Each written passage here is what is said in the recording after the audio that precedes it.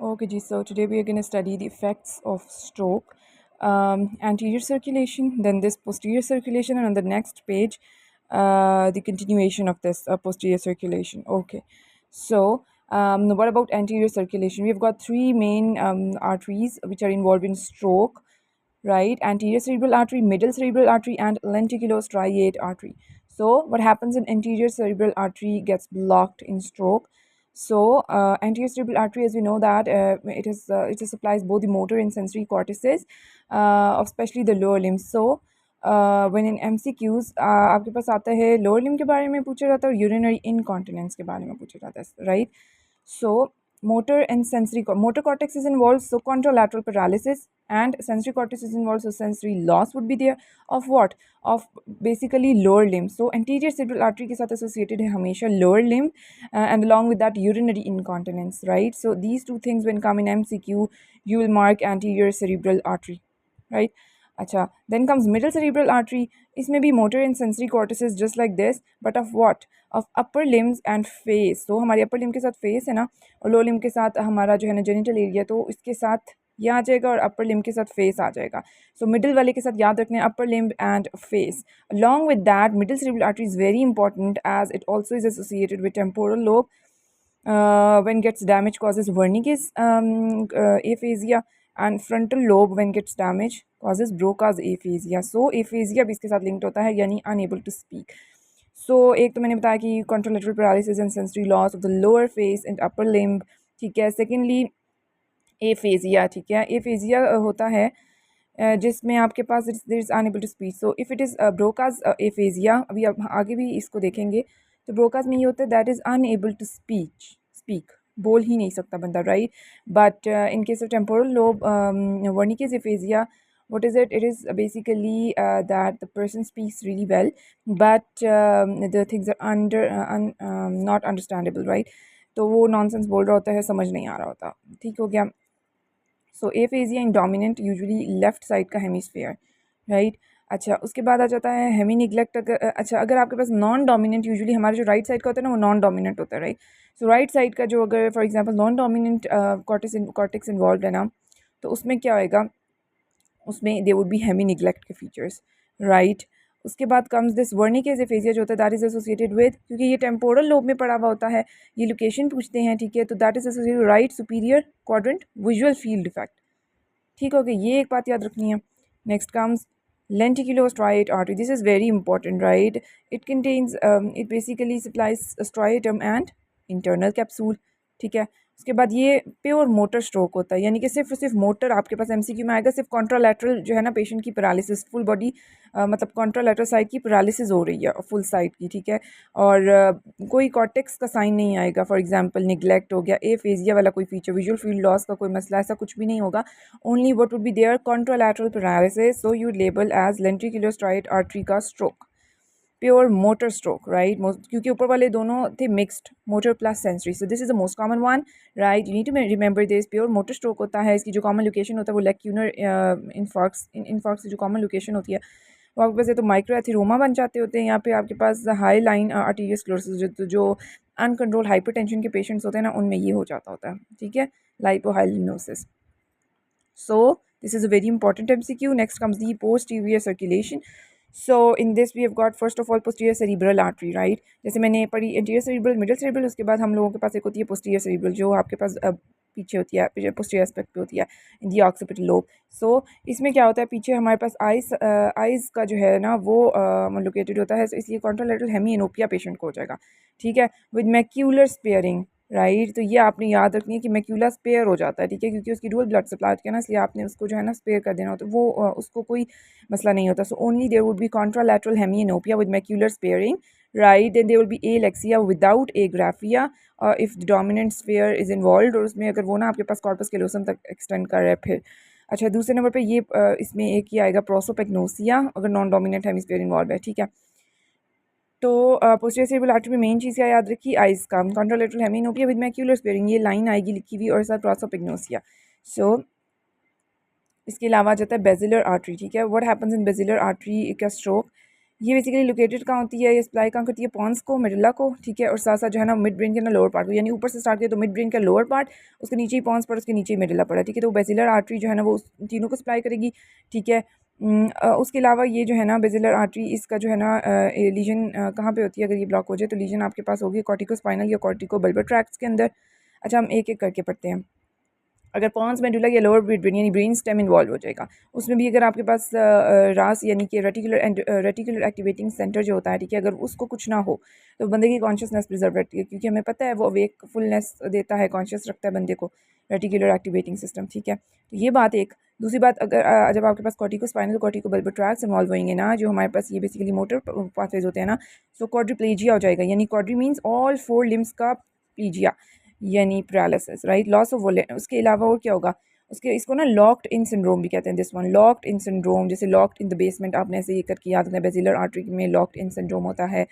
और क्वाड्रिप्लेजिया के में बेसिकली ऑल 4 लिम्स का पैरालिसिस हो गया, ठीक है, बिल्कुल बंदा हिल भी नहीं पा रहा, उसमें सिर्फ एक चीज़ प्रिजर्व रहती है, दैट इज़ ब्लिंकिंग, बंदा आइज़ को ब्लिंक कर सकता है, ठीक है, तो आपको इससे याद रहेगा, ठीक है। बाकी हर चीज़ वो वॉलेंट्री, फेशियल भी, माउथ भी, टंग भी, लिम्स भी, सारे सब पैरालाइज हो जाते हैं, ठीक है। दूसरा आ जाता है हमारे पास ऑक्यूलर क्रेनियल नर्व न्यूक्लियाई, ठीक है, उनको भी ये जाता है लोकेशन इसकी होती है, तो इसमें ऑक्यूलर क्रेनियल नर्व न्यूक्लियाई किसी से पैरामीडियन पॉइंटाइन रेटिकुलर फॉर्मेशन, ये जब आपके पास डैमेज होता है तो उसमें loss of horizontal eye movements नहीं हो पाती, ठीक है, वर्टिकल हो पाती हैं लेकिन वो ना एबडक्ट या एडक्ट नहीं कर पाता, loss of horizontal eye movement वो नहीं हो पाती, ठीक हो गया। तो ये आपके पास दो चीज़ें जो है ना आपको याद रखनी है, locked in syndrome basilar artery के अंदर हो जाता है।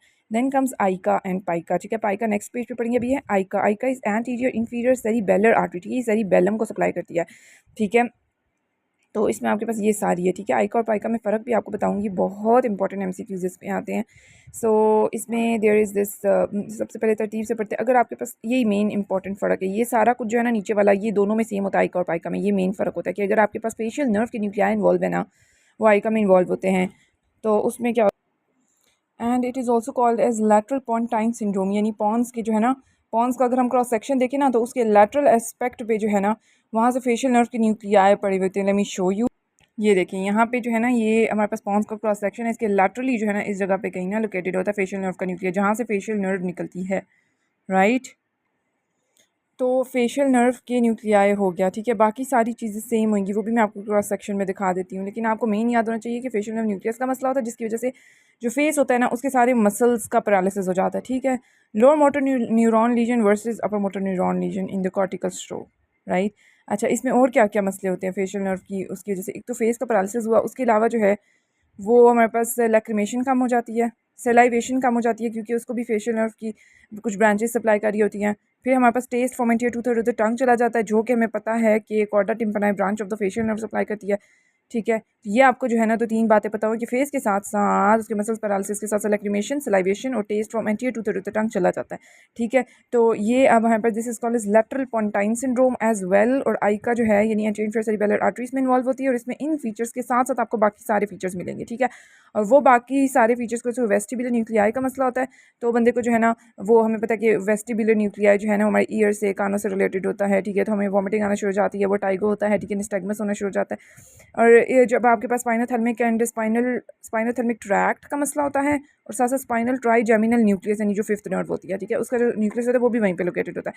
उनका मसला जब होना शुरू हो जाता है तो आपके पास हमें पता है स्पाइनोथैलेमिक ट्रैक्ट जो है वो पेन एंड टेम्परेचर की सेंसेशन लेके जाता है, तो वो कम हो जाता है फ्रॉम द कॉन्ट्रालैटरल बॉडी, ठीक है। और ट्राइजेमिनल जो है ना न्यूक्लियस के सेंसेशंस लेके जाते हैं हमारी फेस की, तो वो आपके पास जो है ना उसी सेम साइड का जो फेस होता है ना, ठीक है, उस साइड से भी पेन एंड टेम्परेचर चला जाता है, ठीक है। तो ट्राइजेमिनल न्यूक्लियस की वजह से सेम साइड का जाएगा फेस का पेन एंड टेम्परेचर, और जो स्पाइनोथैलेमिक की वजह से अपोजिट साइड की बॉडी का चले जाएगा, ठीक हो गया।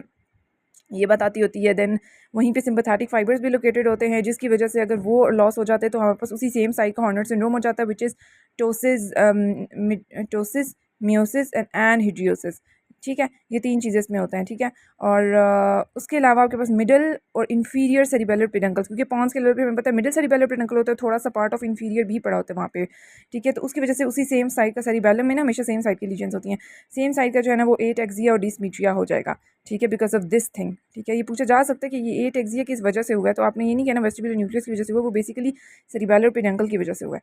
फिर इनर ईयर वहाँ पे पड़ा हुआ होता है, वो उसके बारे में देखा जाए तो वो भी सेम साइड का जो है ना वो सेंसरी न्यूरल डेफनेस हो जाती है बंदे को, ये भी पूछा जाएगा उसमें। ठीक है, और ये एक जो चीज़ होती है ना सेंसरी न्यूरल डेफनेस वाली, ये उसमें नहीं होती, पाइका में ये भी नहीं होती, इनर ईयर वाली। ठीक है, एक फेशियल न्यूक्लियस और दूसरा इनर ईयर वाली, ये दोनों चीज़ें अगर आएंगी कि आपके पास फेस का पैरालिसिस बता रहे हैं, डेफनेस बता रहा है टोटली, तो वो आपके पास आइका होगी। ठीक है, अच्छा एक और बात कि आइका जो है इसकी जो ब्रांच होती है ना एक लेब्रिंथाइन आर्टरी, वो बेसिकली सप्लाई करती है हमारे इनर ईयर को। ठीक है, ये एक पॉइंट याद होना चाहिए।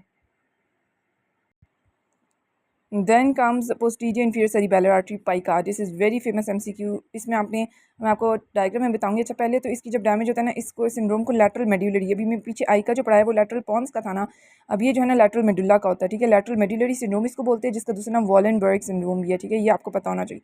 So what happens in this Wallenberg syndrome, आपके पास जो जो पिछले सारे न्यूक्लियर बताए थे ना, vestibular nucleus, spinothalamic, spinal trigeminal, sympathetic fibres, inferior cerebellar peduncle, वो सब सेम है। ठीक है, जस्ट लाइक आइका।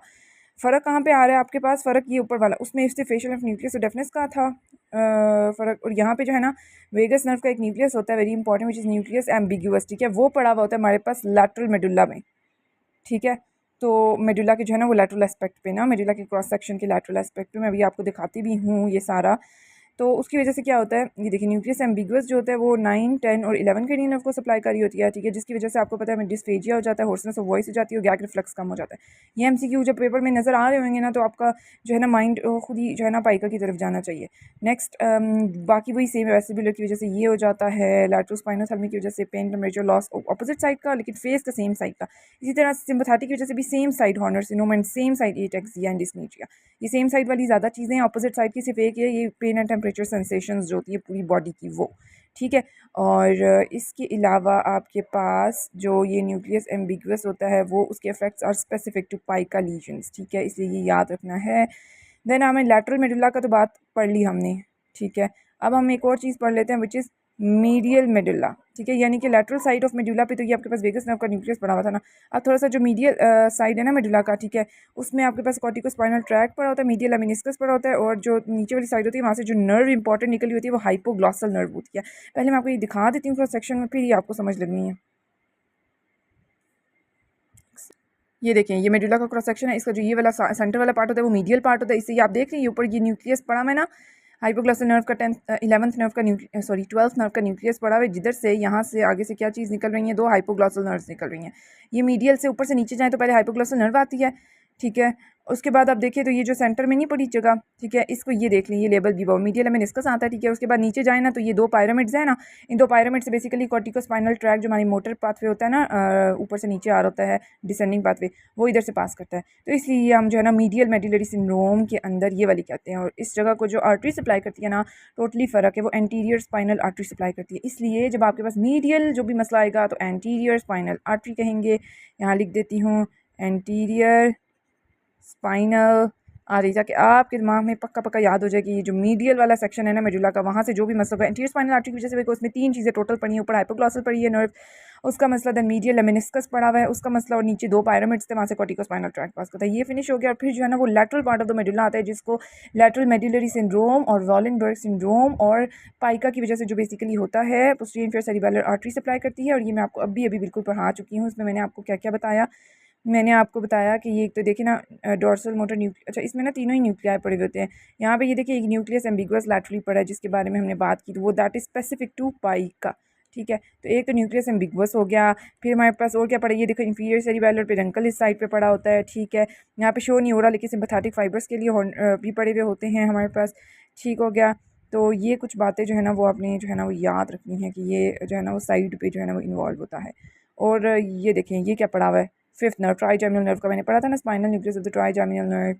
ठीक है, इसके अलावा स्पाइनोथैलेमिक ट्रैक्ट्स पड़े हुए होते हैं यहाँ पे साइड पे। तो इस तरह आपने याद रखना है। ठीक है, एक और इंपॉर्टेंट बात, जो डिसेंडिंग पाथवे होता है कॉर्टिकोस्पाइनल ट्रैक वो मीडियली पड़ा होता है, और जो असेंडिंग पाथवेज होते हैं ना नीचे से ऊपर जाने वाले स्पाइनोथैलेमिक ट्रैक की लैटरल स्पाइनोथैलेमिक ट्रैक, वो लैटरली पड़ा हुआ होता है, वो सेंसरी होता है और वो ऊपर की तरफ असेंडिंग होता है, और वो लैटरली पड़ा होता है। तो उसके बारे में जब भी कोई बात हो रही होगी तो लैटरल के बारे में सोचना है, और इधर मीडियल। ठीक है, नेक्स्ट।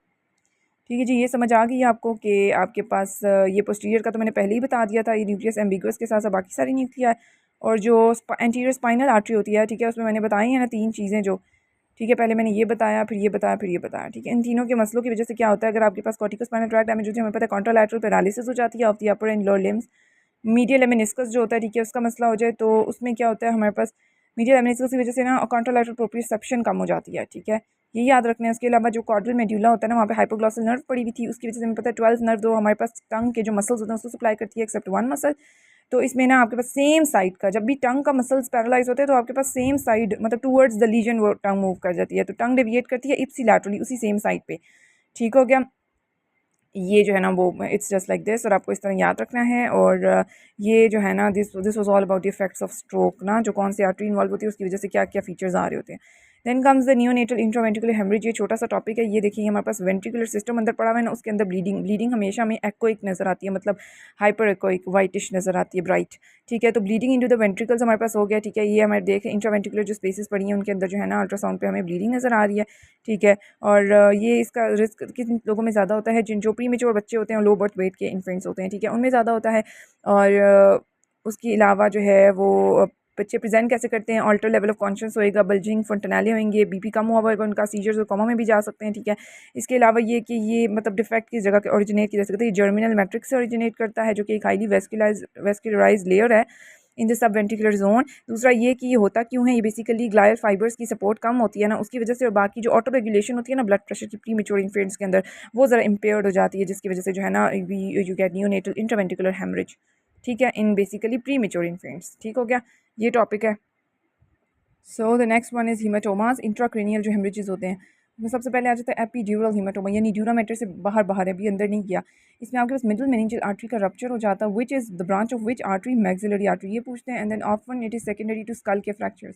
अच्छा, हमारा ना टेम्पोरल लोब वाली साइड पे एक टेरियोनिक पॉइंट होता है, ठीक है, वो आपके पास थिनेस्ट होता है द लैटरल स्कल, ठीक है, थिनेस्ट होता है इसलिए वहाँ पे स्कल के फ्रैक्चर होने के ज़्यादा चांसेस होते हैं पंच वगैरह मारने से। अच्छा, उसके बाद आ जाते हैं ट्रांजिएंट, इसमें लॉस ऑफ कॉन्शियसनेस होती है, ठीक है, बंदा बेहोश होता है थोड़ी देर के लिए, उसके बाद वापस रिकवर कर जाता है, that is basically lucid interval, ठीक है। और ये ना आपके पास डिटोरिएट करके ना हीमाटोमा बना सकते, एक्सपैंड भी कर सकते हैं हीमाटोमा, जैसे अच्छा आपके पास स्कैल्प का हीमाटोमा जो होता है उसमें ये क्या होएगा कि जब आपके पास ये एक्सपैंड करेगा ना, तो ये ना ट्रांस टेंटोरियल जो टेंटोरियम सेरिबेलाई नहीं होता वहाँ से हर्निएट भी कर सकता है, ठीक है। उसके बाद क्रेनियल नर्व नंबर 3 की पाल्सी थी, एक नई बात थी, मुझे भी नहीं पता थी, ये मैंने जब यहाँ से पढ़ा ना तब मुझे, अच्छा, तो आपने याद रखना सब एपिड्यूरल हीमाटोमा में क्रेनियल नर्व नंबर 3 यानी ऑक्यूलोमोटर नर्व की भी पाल्सी हो जाती है, ठीक है, अगर वो फॉर एग्जांपल एक्सपैंड करते हैं हीमाटोमा। तो सीटी स्कैन पे हम देखें तो हमें क्या नज़र आता है, ये वाला जो है ना ये स्कैल्प का हीमाटोमा बना हुआ है, ठीक है। और जो अगर हम सीटी स्कैन पे देखें तो ये देखिए बाई कन्वेक्स यानी लेंस की तरह की जो है ना, लेंटिफॉर्म की तरह की ना हाइपर डेंस ब्लड की कलेक्शन हुई होती है, ठीक है, ब्लड हमेशा हाइपर डेंस नजर आता है। और ये ना सूचर लाइन जो सेंटर में उसको मतलब क्रॉस नहीं कर रहा होता सूचर लाइन को, ठीक हो गया। उसके बाद ये कि हमारे पास नेक्स्ट आ जाता है सब ड्यूरल, आपने ये फ़र्क रखना है, लेकिन बहुत एमसीक्यू से रिलेटेड है। सब ड्यूरल is because of the rupture of the veins, कौन सी वेन्स, ब्रिजिंग वेन्स, ठीक है। उसके बाद ये एक्यूट भी हो सकता है और क्रॉनिक भी। एक्यूट में ना आपकी वजह से ट्रॉमा हो गया, हाई एनर्जी इंपैक्ट जैसे ही लगाना तो वहाँ पे फ़ौरन से हाइपरडेंस कलेक्शन इस तरह से बन जाएगी क्रीसेंट की तरह, ठीक है। लेकिन आपके पास जब क्रॉनिक चला जाता है चीज़ ना, तो वो आपके पास माइल्ड सा ट्रॉमा हो, सेरिब्रल एट्रोफी हो जाए, एज ज़्यादा हो बंदे की, अल्कोहल बहुत ज़्यादा यूज़ करता है, तब आपके पास वो क्रॉनिक सिचुएशन चल जाता है, वो हाइपोडेंस नज़र आता है, यानी ये वाला ये देख रहे हैं हाइपोडेंस, वैसे एक्यूट एंड क्रॉनिक भी इसको कहेंगे, खैर हाइपोडेंस आ जाता है, ठीक है। नेक्स्ट इज़ कि ये आपके पास शेकन बेबीज़ में भी देखा जाता है, बेबीज़ को बहुत ज़्यादा शेक करते हैं ना, तो उनमें भी आपका सबड्यूरल हीमाटोमा डेवलप होने के चांसेस होते हैं। क्रीसेंट शेप्ड हेमरेज होता है just like this, it's a crescent, moon की तरह का, हाफ मून को थोड़ा सा कर लो उस तरह सा। देन ये जो है ना वो क्रॉस करते हैं फ्यूचर लाइंस को, ठीक है, एक ये पॉइंट है इंपॉर्टेंट, ठीक है। इसके अलावा ये मिड लाइन शिफ्ट भी करा देता होता है, ठीक है। एक्यूट एंड क्रॉनिक हेमरेज, ये देखिए ये वाला एक्यूट एंड क्रॉनिक हेमरेज दिख रहा है। Next is basically the subarachnoid haemorrhage, इसके बारे में बहुत एमसीक्यू आए थे कि आपके पास CSF किया और उसमें ब्लड स्टेन्ड आ गया, वो तो वो क्या है, तो वो ये है सब एरेक्नोइड हेमरेज। अच्छा, ये होता क्यों है, ये अगर आपके पास कोई भी एन्यूरिज्म रप्चर हो जाए, AV मैल्फॉर्मेशंस हो जाए, इसका ना काफ़ी रैपिड ऑनसेट होता है and the patient says that it is the worst headache of my life, बहुत ज़्यादा जो है ना बिल्कुल बर्दाश्त से बाहर है। देन इट इज़ ब्लडी भी आ सकता है, लंबर पंक्चर, या फिर येलो थोड़ा सा आता है जिसको जेंथोक्रोमिक बोलते हैं, ठीक है। ये आपको बात पता होना चाहिए, ठीक है। उसके अलावा इसके अंदर ना वेजोस्पैज्म भी एकदम से हो सकता है, ठीक है, ब्लड के ब्रेकडाउन की वजह से। या आपके पास जब 3 to 10 डेज़ के बाद ना वो दोबारा से रीब्लीड कर सकता है, ठीक है। तो उसकी वजह से इन्फार्क्ट बन जाता है।